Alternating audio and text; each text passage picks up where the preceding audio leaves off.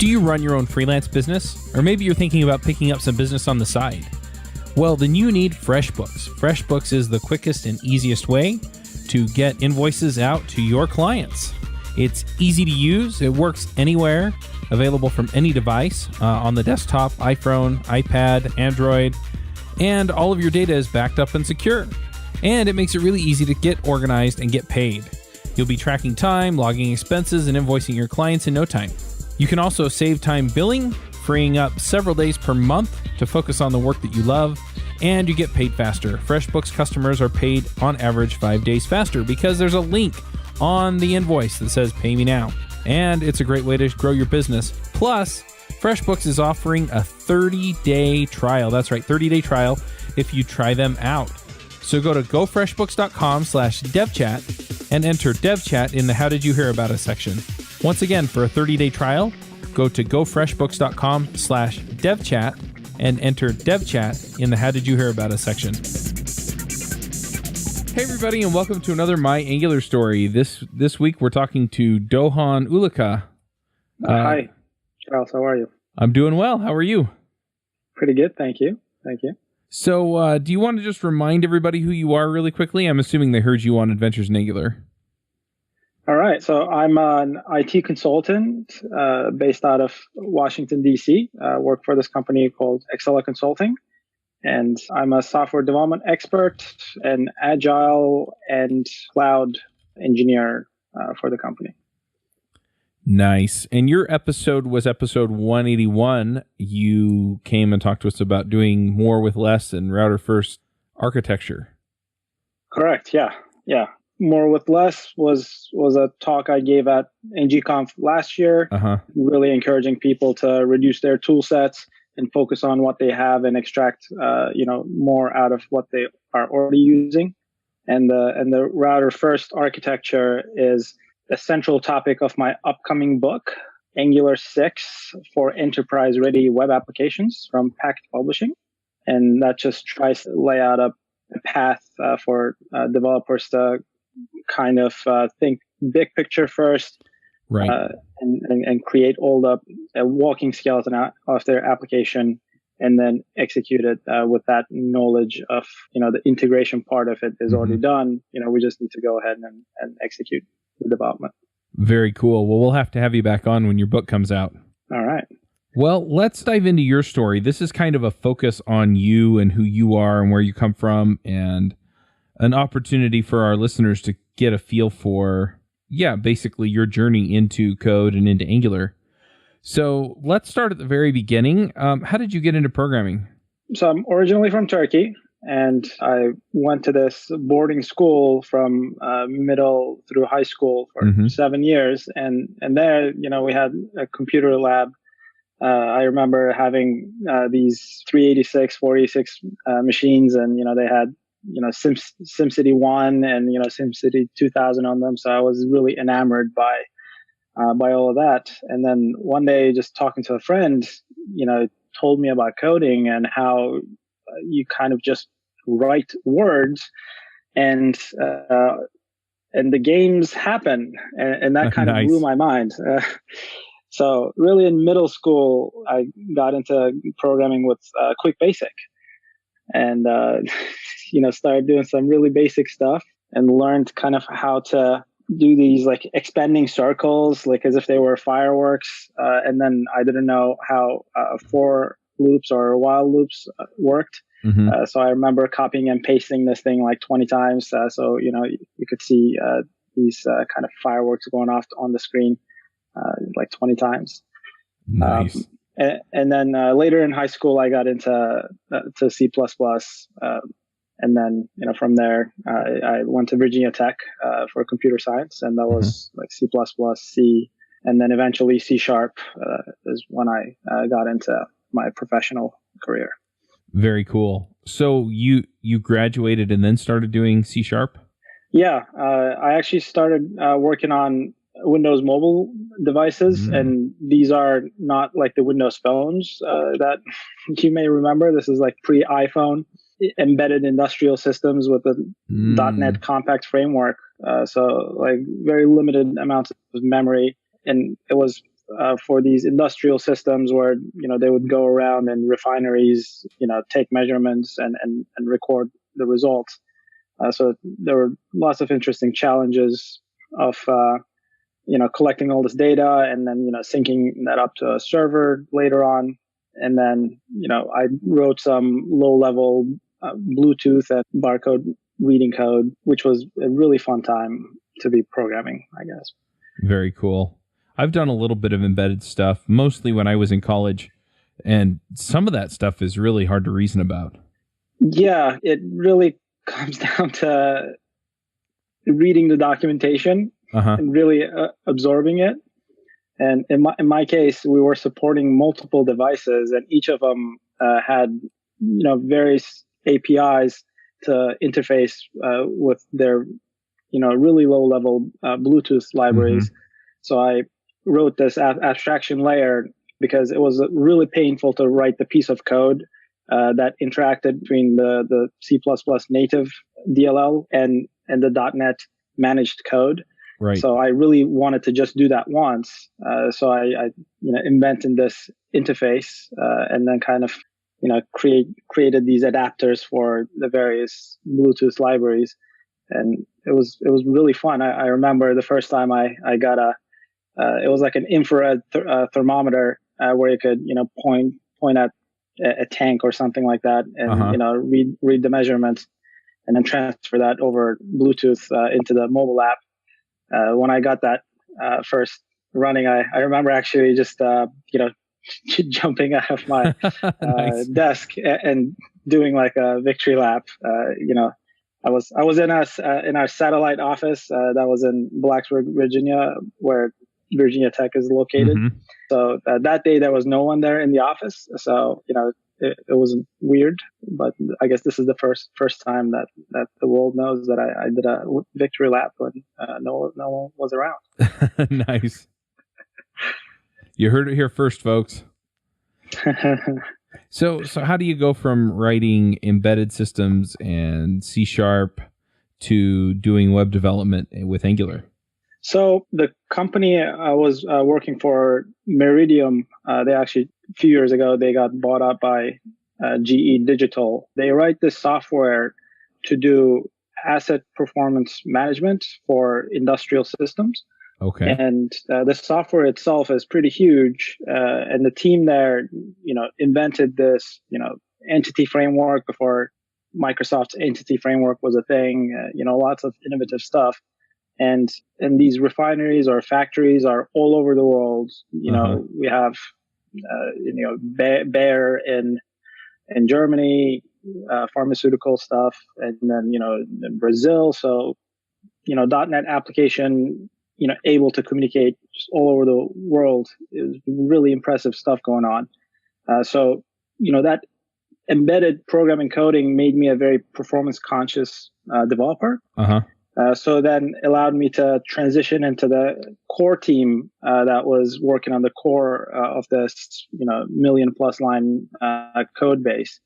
And through that, I started getting into a lot of networking stuff and a lot of performance testing.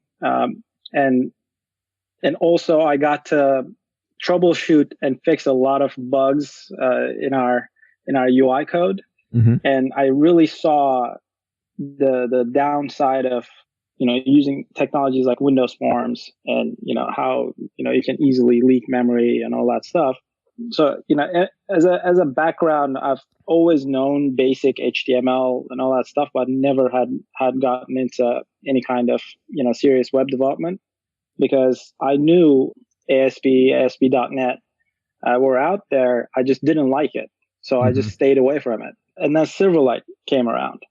And there was lots of excitement around this new way of developing applications using the Microsoft's, Windows Presentation Foundation, WPF stuff.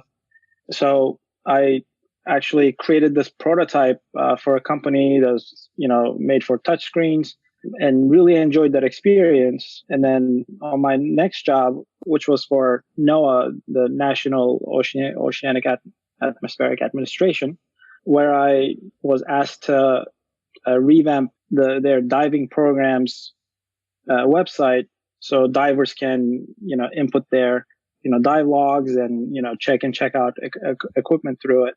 And I did this using Silverlight 5, I want to say. Wow. And that was an amazing development experience. I was the sole developer on it, and it was, I remember, 50 plus views, and I got to use really advanced concepts of two-way binding, observables, dependency injection, all this cool stuff. And when I kind of got done with it, it didn't crush under its own weight, because that's something that happens a lot Right. in development. It's like as you're rushing towards the end, you start changing stuff, and then other screens start breaking because there are like some weird dependencies you have introduced along the way. So I was really able to be disciplined and do this. And then of course this was in 2011. Microsoft pulled the plug on Silverlight, and like this 2 years of learning that I did, went out the window overnight, at which point I became very kind of disillusioned to working with a particular company's technologies. So that's when I, got into web development in earnest. So this project then I got on with my current company, it was about revamping this pension system that was 30 years old. Oh, wow. And using agile development concepts like Scrum, but this was back in 2012, so there were lots of anxiety around going into it with this superbly different way of developing software. And so they wanted us to do a pilot, and we they asked us to use ASP.NET MVC. I spent like 3 months doing that, and then the day that application was done, I could look at it and say, oh my God, this thing is so unmaintainable. This is not the way to develop software, because it was server-side rendered templates. So you had your HTML. Right. Within your HTML, you had C# code, and then also JavaScript code. So it was very easy to, code up a page, and without realizing, create this scenario where like your server generates the page, and then you interact with it, and then the JavaScript executes several stuff. And then, just doing a simple action, you could be doing 3, round trips back and forth between the server, and not really realize that you're doing that. So that really, leads you down a path of a code base where it's really difficult to maintain it, or, right. or fix bugs. So then, I became convinced, the way forward is, completely separation of concerns, single page applications, just communicating to the back end through RESTful APIs. And back in 2012, this was, a radical idea. Because, everyone was, clinging to their, proprietary communication, their SOAP endpoints, or WCF or whatever. So we actually picked, I remember SOAP. Yeah, those were the dark days. Yes. And actually, like through my Silverlight learning, I've always been a big fan of John Papa, just following his kind of lead in terms of that. And then he kind of got into Knockout. So I'm like, okay, let's try Knockout. So that didn't go too well, because like as we were trying to deliver, I think it was like 11:30 p.m. at night. We had like 10 people working really hard, trying to deliver something. And I found myself deep in, Knockout JS and debugging, the framework code because it just was not working. Right. So that was a bit of a wake up call. Okay, this thing is not ready. So we, went back to the drawing board, look at some options. We considered Angular and Backbone. And at the time, in 2012, Backbone was the most, popular solid framework. So we went with that. So over the next 5 years, we ended up developing more than 250,000 lines of JavaScript code. So it was a good choice in the sense that we were able to deliver this massive 230 plus view system, and it worked. Nice. But of course, over the years, you could see Backbone just busting at the seams. It's just it was too much boilerplate, and it was just too difficult to bring people on board and get things done. So that's when I started. With that. So that's when I started getting into Angular with around when Angular 1.4 was announced. So like I went to the NGConf in 2014, and there was lots of excitement around like the component router, and there were talks of Angular 2 coming out, and all that stuff. So I really got into it, and even went back and created this prototype application for Agile teams to run remote retrospectives, and actually an updated version of it can be used at retro.excella.com. That's EXCELLA. And so that was like 2 weeks of an effort, and we used WebSockets with a friend of mine, Kevin Grote. It was the best web development experience that I had because it was really easy, really fluid, and you could really it didn't get in your way. It just allowed you to do whatever you wanted to do. So that's when I really fell in love with Angular. And then I believe that same year I went to NodeConf, and NodeConf is a really interesting conference that happens like 2 hours north of San Francisco, and it's like at a campsite. There's barely any internet connectivity. And back in 2014, it was also really kind of early days of Node. It was on the cusp of becoming really popular. So, I was having beers and, just walking up to someone like, "Hey, who are you?" "Yeah, my name is Isaac Schulster." I'm like, "Oh, cool. What do you do?" It's like, "Oh, yeah, I run this thing called NPM."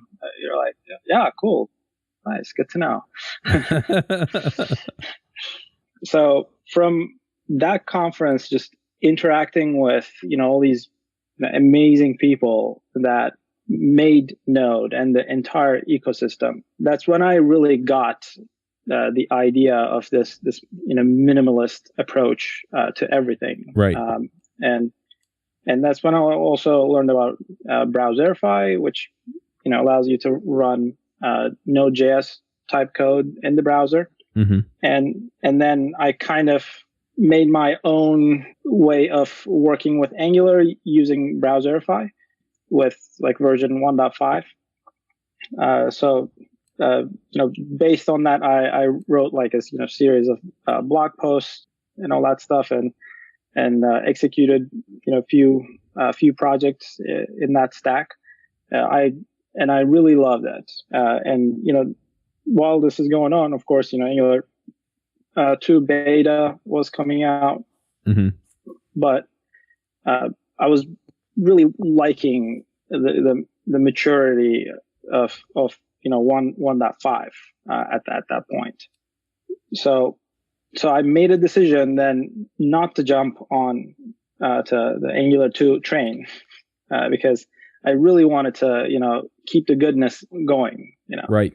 But of course, one of the issues with Angular 1.x or Angular JS is that it allowed for these snowflake architectures. No two Angular application would be the same, right? From an architectural perspective.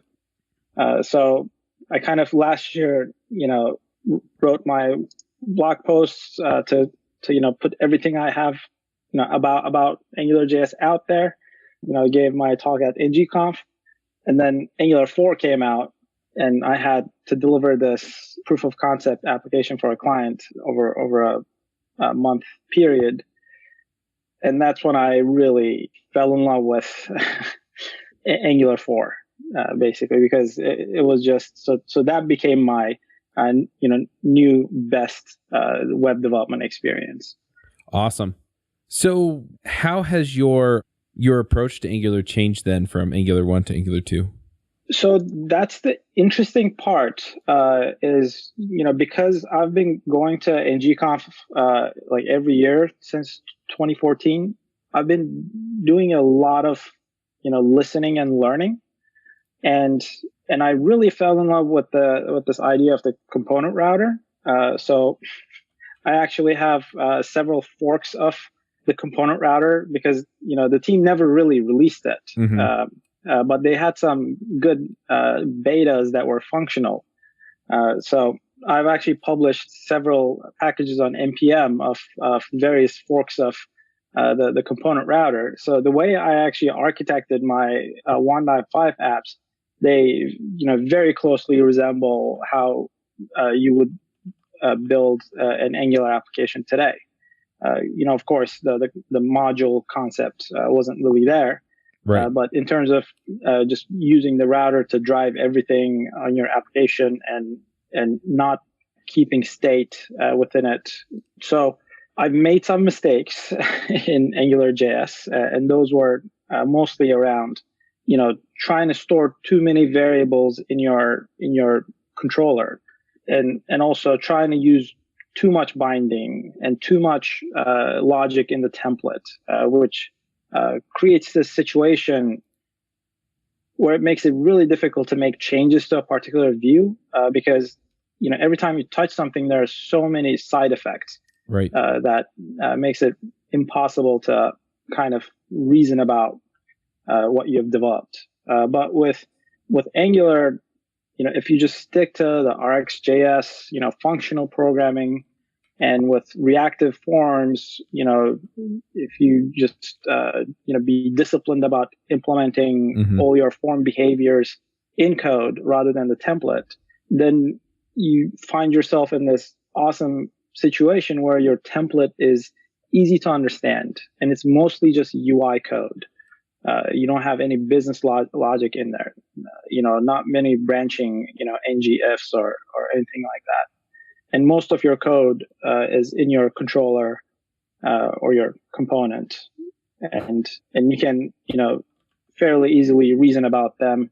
And the fact that it comes out of the box with a unit testing framework already hooked in to it and working, that really creates the best possible environment to deliver great applications that are also maintainable. But of course, this doesn't mean you can't shoot yourself in the foot, right? But at least by default, out of the box, the platform gives you all the right tools to be successful. So that's what I really love about Angular today. Nice. So what have you contributed to Angular that you're most proud of, or what have you done in Angular that you're most proud of?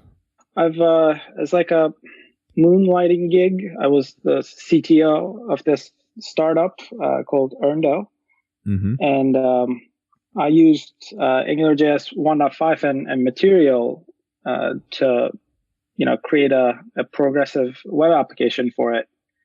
And as we were looking at how things were working, we really realized it's just progressive web applications. It was way too early for it.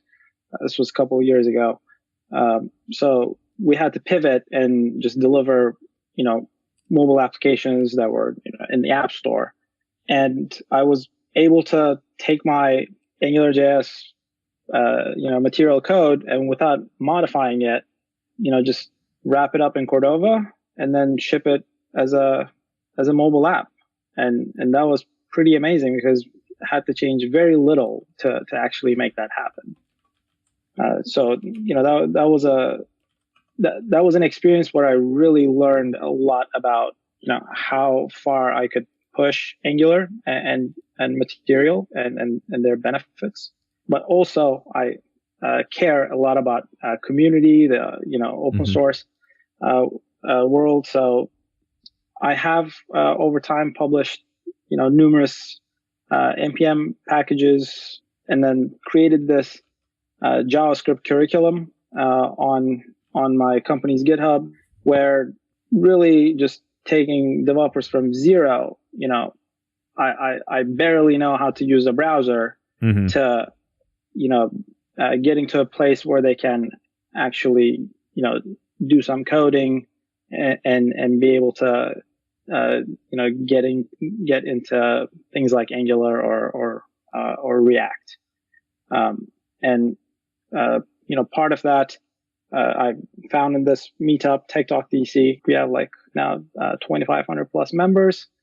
And then I recently also became the organizer for Angular DC. So working with my colleagues on that one, Alex Hoffman, where we're bootstrapping it and kind of just revitalize the Angular scene in DC, because there's been a lot of React development that's happening.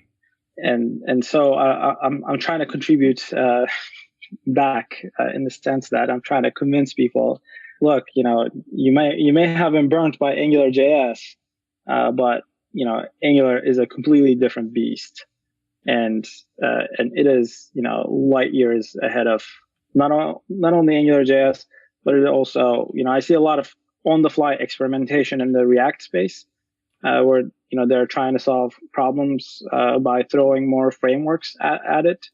But people don't realize with Angular, most of that stuff comes out of the box. It's really well integrated and it just works. So I'm basically trying to contribute by evangelizing the goodness of Angular. Very cool. So what are you working on now? So two projects. One is for CVIS. It's the Student Exchange Visa Program. I am kind of advising / coaching a team of developers building an Angular application to revamp the process of school officials, creating the necessary forms for international students to be able to obtain a visa and come, do their studies here in the U.S. And in the federal space, there are lots of counterintuitive limitations to what you can and can't do as you're developing your software.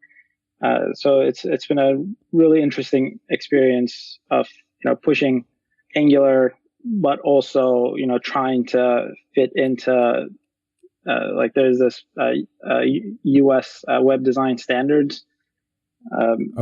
Trying to fit into that world, and as you try to interact with those things, of course, if you're coming from an Angular material background, you're a little bit spoiled in terms of creating these awesome looking user experiences, really easily, and then kind of taking a step back. Okay, and how do we split the difference here? How do we deliver something that looks like the US web design standards, but that's also something that's easier for developers to actually write and deliver. So actually, we've been using ng prime to kind of bridge the gap there, because that is a really rich component library. I met the developers. I think last year's ngconf. I've heard a lot of good things about it. Yeah, and I was really impressed by it. That library has come in as kind of like the savior, because last thing anyone should be doing is going into a mode where, okay, this library looks really cool. Let's pull that in, and then this library has this component that I like. Let's pull that in, and before you know, you have 10 different libraries in your application, and then your the payload that you're delivering becomes really heavy, 4 or 5 10 megabytes really easily, and that has a real impact on people across the country, because not everyone has access to high speed internet. Or not everyone is on, the latest computers. If we're delivering something and then people have to wait, 15 seconds for it to load, that really frustrates people. Doing that, and then also doing some mobile applications for Voice of America. That is United States government's, I guess, news outlet that is tailored to locales around the world to deliver, news, local news from an objective perspective. So we built two apps so far, one for the Chinese Mandarin audiences and one for the Iranian Farsi audiences. And our apps have this really cool built-in evasion technology that can connect to a worldwide network of VPNs to kind of skirt around state-sponsored internet blocking. Oh wow! So that's been a really fun project. I'll bet. And we've been able to do all of that development completely open source. Front end and back end, all on GitHub. GitHub.com/Voice of America. We even created a Cordova plugin for this evasion tech that we're using. That took a lot of effort, and that's so anyone can using npm pull that technology into their applications, which is really exciting. But and we used Cordova and React on that one, mostly because my team was really excited about using React. So as the tech lead, I have to put my preferences aside sometimes and allow people to follow their own passions. Yep. But yeah, we just published those apps on the Google Play and iTunes or the Apple App Store very recently. So very proud of that. Very cool. All right. Well, the last section of the show is picks. Do you have some things you want to shout out about? For you, the listeners of My Angular Story, Loot Crate is offering an opportunity to save 10% on any new subscription at lootcrate.com. Just enter the promo code BRIDGE10 for 10% savings. Loot Crate is one of my favorite things. Every month I get a box in the mail, costs less than $20, and it comes with all kinds of goodies. I have stuff from, just looking at my shelf, Batman, Spider-Man, Ninja Turtles, Back to the Future, Lord of the Rings, Star Wars, and much, much more. So if you're a geek, a gamer, anything like that, and you want cool stuff to put around your office, cool t-shirts, comic books, etc., then definitely check out Loot Crate. To save 10% on your new subscription, go to lootcrate.com/Ruby. Again, that's lootcrate.com/Ruby to save 10% on any new subscription. Enter the promo code BRIDGE10 for 10% savings. Yeah, so I'd like to mention that my Angular 6 for enterprise-ready web applications book is going to be coming out through Pact Publishing very soon. And in that book, I really cover the entire gamut of web development, all the way from design to deployment. And, not just going through a lot of the basics of Angular material, the CLI tools, and all these things, but also, how you should be doing debugging, how you can use Docker to really make it easy to deploy your application. And then kind of the intricacies of, like, I want to push something really quickly out on the internet, which I use Zeit now. Nice. Service, which is an amazing service. But pushing it further, if you really want something professional, being able to set up a Fargate cluster on AWS and really deliver a world-class enterprise-ready system with high availability. So, even if one of Amazon's data center burns down, which has happened once or twice, your application is still, available and running, and it doesn't come down. So I highly recommend developers of all walks of life, like whether you consider yourself a web developer, a full stack developer, to really be aware of all these different things surrounding what you're doing, because it's not just about creating an application. It's really, delivering it to the end user, and how you do that makes a huge difference to the end user. Yep, absolutely. So, that's one. And for any updates regarding that, I will be updating my website, the JavaScriptPromise.com. You could follow there. Another shout out will be Westworld. Season 2 is coming on April 22nd. I'm really, really excited about that. I love that show. I recently rewatched season 1, which was an amazing experience because get a whole different reading on how the plot progresses and how the characters really actually know what they're doing, all that stuff.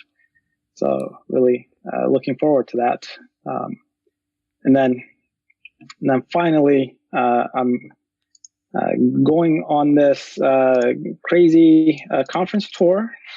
I'll be there at NGConf, of course. Awesome. Not speaking this year, but right after that, I have this talk about Ship It or It Never Happened, and I'll be giving that in Deliver Agile conference in Austin, Texas, and then Agile XP International in Portugal, and then also Agile Portugal in Portugal.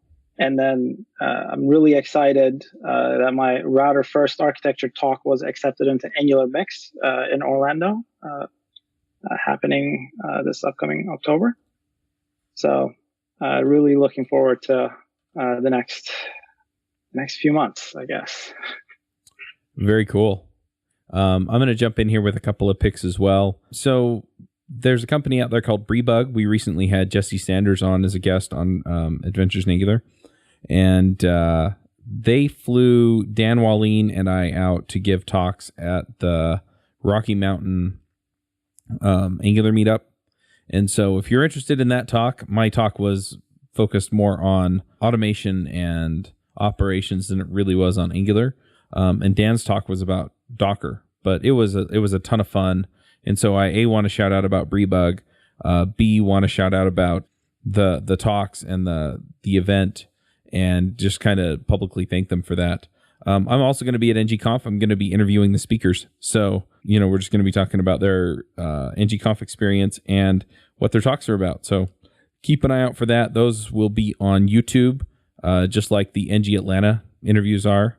And I think there are like 20 of those. So anyway, if you're interested in, kind of the NGConf experience and you can't make it, then check those out as well. All right, Doguhan, if people want to see what you're working on now or follow you, say, on Twitter or GitHub, maybe have a blog where you post stuff, where do they go? The JavaScriptPromise.com. And at Twitter, I'm at Duluca, Duluca. Awesome. All right, well, we'll go ahead and wrap this up, and we will catch everybody next week. Bandwidth for this segment is provided by CacheFly, the world's fastest CDN. Deliver your content fast with CacheFly. Visit CacheFly.com to learn more.